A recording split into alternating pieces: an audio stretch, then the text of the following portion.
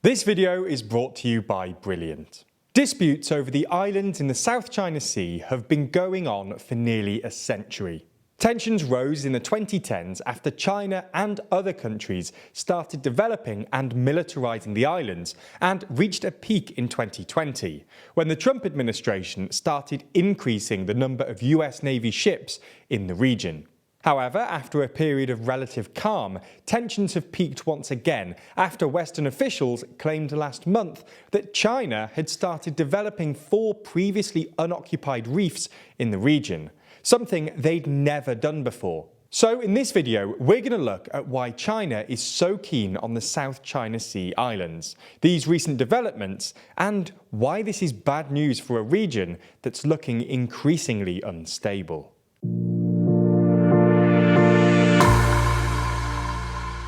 So let's start with a bit of context. The South China Sea is a 3.5 million square kilometre bit of sea that lies, unsurprisingly, south of China and Taiwan, in between Vietnam and the Philippines, and north of Brunei and Malaysia.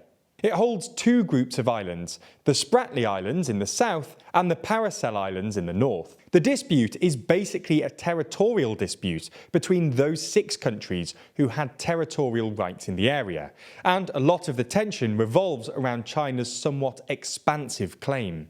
China claims historic rights to about 80 to 90% of the South China Sea via what's known as the 9-dash line, which is based on an unofficial 1936 map by Chinese cartographer Bai Meichu. Obviously, none of the other countries accept China's claims, and it's patently inconsistent with the UN Convention on the Law of the Sea, to which China is a signatory, but China has refused to back down on the issue. So, why has China been so stubborn on the issue? Well, there are at least 3 reasons for China's interest in the islands. First, the South China Sea is full of fish, accounting for about 12% of the global catch. Second, there are significant oil and gas reserves in the area. The exact amount is disputed, with US and Chinese reports giving conflicting information, but whatever the exact amount, it has proven reserves of at least 7.7 billion barrels, which is enough to keep everyone interested. Third, and perhaps most importantly, a significant fraction of China's trade goes via the South China Sea. About 40% of China's total trade by volume and 60% by value transits through the South China Sea. China depends heavily on imports for certain commodities, including oil and gas, and this makes them vulnerable to trade embargoes. For example, if there was a war between the US and China over Taiwan, the US might try to impose a trade embargo on the South China Sea to prevent China from receiving imports. Given that approximately 80% of China's oil imports and 11% of its natural gas imports come via the South China Sea, this would be pretty devastating news for China's economy and industry.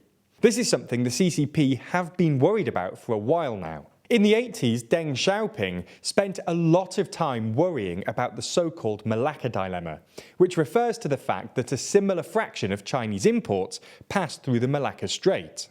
This is probably the main reason why, beginning in 2014, China started aggressively militarizing the islands, and even dredging the islands to make them bigger. To be fair to the Chinese here, they weren't actually the first to do this. Vietnam and the Philippines, for example, had engaged in similar practices in the past, but it was the scale of the Chinese program that shocked the international community. China expanded the islands and reefs at a startling pace and deployed significant amount of troops and material on the island. Importantly though, they refrained from developing previously unoccupied features, in accordance with the Declaration of Conduct of Parties in the South China Sea, otherwise known as the DOC. For context, the DOC is an agreement signed by all South China Sea countries, signed in 2011, which, among other things, prohibits countries from developing previously unoccupied features. And when it comes to the South China Sea, it's basically the only legal document that China heeds. That is, until last month, when Bloomberg reported that, according to Western officials, China had started developing 4 previously unoccupied features. All 4 features are found in the Spratly Islands and are also claimed by the Philippines, Vietnam and Taiwan.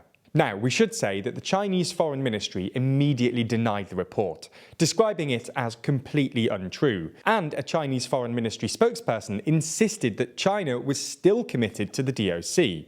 The South China Sea Probing Initiative, a Chinese think tank, also rejected the report, claiming that any apparent changes to the features were a result of natural causes.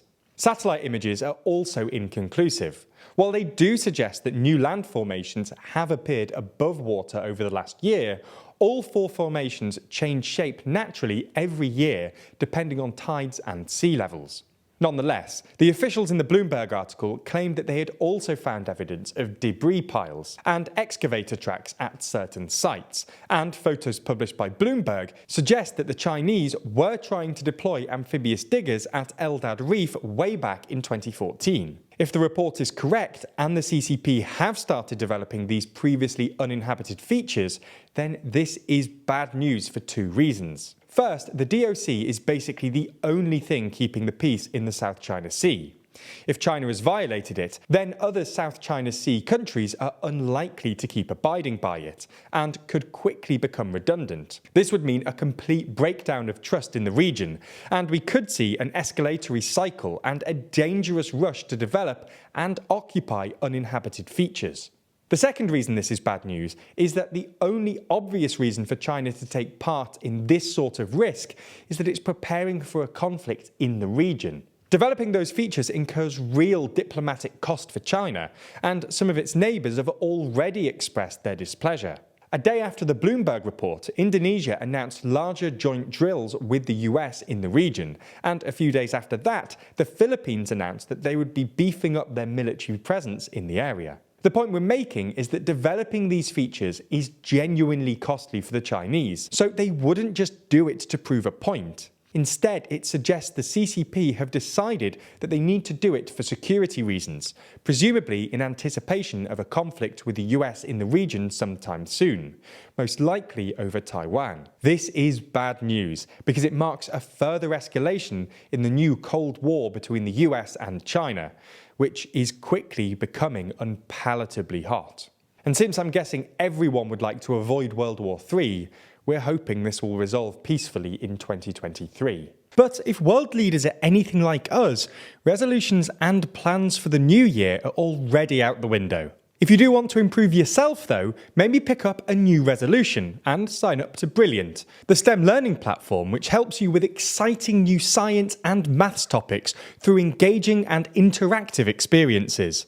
Their courses, including ones co-designed by YouTubers including Kurzgesagt and fellow Nebula creator Real Engineering, bring the topics to life and let you learn by doing, not just sitting in a class like at school. That means that all kinds of topics which previously seemed a little too complex might suddenly be in your grasp. That's things like algebra, geometry, the physics of every day, or even gravitational physics. So up your game in STEM in 2023 to improve your understanding of the world, boost your career, help at school or university, or even just for the sake of lifelong learning. Plus, the first 200 people to sign up using our code get 20% off an annual premium subscription, which is probably a bigger win than most people's 2023 resolutions have been. Anyway, thanks for your support.